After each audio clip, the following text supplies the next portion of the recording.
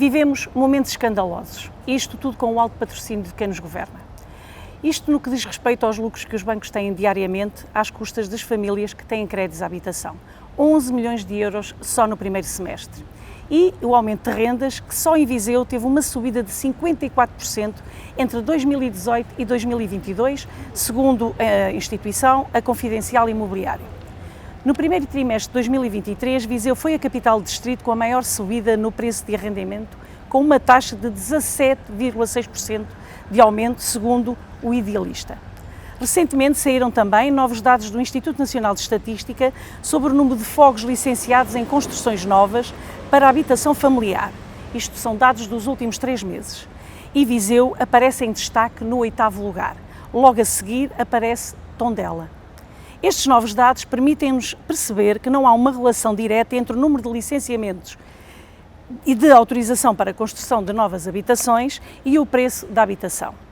O discurso liberal que promove que a única solução para o problema da habitação é liberalizar o mercado da construção, deixando que o mercado, na sua teoria de oferta e de procura, resolva os problemas, só funciona para os mercados de luxo e de especulação imobiliária. Não promove a construção de habitações acessíveis à maioria das pessoas que precisam mesmo de casa. Maximizam apenas o seu lucro enquanto houver procura. Sabemos também que este problema é nacional, mas também sabemos que os municípios deveriam investir em soluções para tentar resolver ou minimizar o problema da habitação. E assim podiam resolver o problema que as famílias atravessam neste momento. O município de Viseu, por exemplo, podia fazer essa diferença. E assim o Bloco de Viseu apresenta várias propostas ou várias soluções e apresentamos-la em 5 medidas. A primeira, achamos que era fundamental criar um programa de benefícios para a construção de habitação em cooperativa, através da disponibilização de terrenos e de licenciamentos para que as habitações construídas tenham rendas que as pessoas possam mesmo pagar. Uma segunda medida seria traçar metas ambiciosas, eu diria mais, metas corajosas, a médio prazo, para a criação de habitação pública. Todos sabemos que Portugal tem uma oferta de habitação pública que ronda os 2%, uma média de 2%, enquanto que a média europeia ronda os 30%.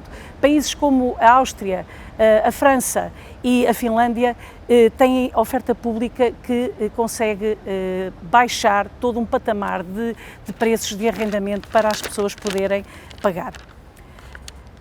Uma terceira medida seria a criação de alojamento acessível para estudantes. É fundamental avançar rapidamente com a construção da residência de estudantes prevista para a Rua de Gonçalinho, em Viseu, que neste momento está parada por questões arqueológicas, e também não ficar por aqui, porque não nos podemos ficar apenas por uma oferta de meia dúzia de camas e ter preços competitivos para que os estudantes possam pagar e não ser o mesmo do que o privado.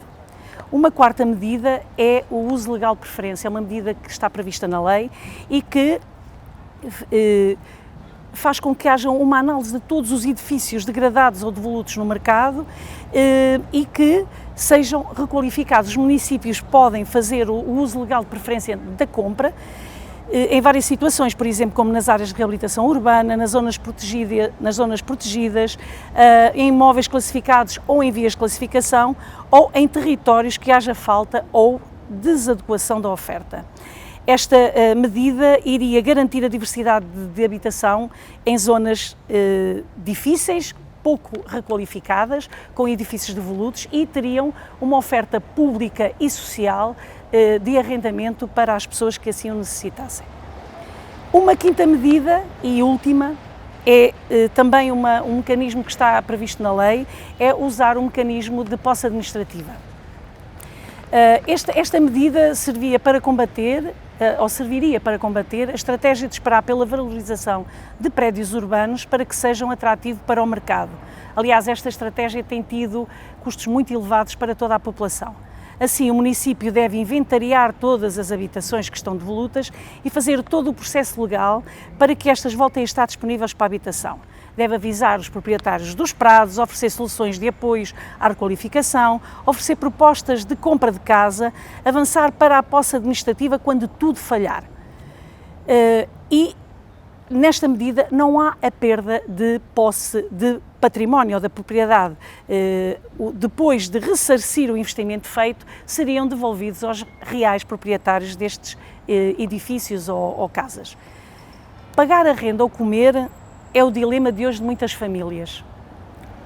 E a vida das pessoas não se pode hipotecar ou suspender para que algumas pessoas esmifrem, utilizando um termo muito ouvido da Mariana Mortágua, esmifrem as famílias e as pessoas.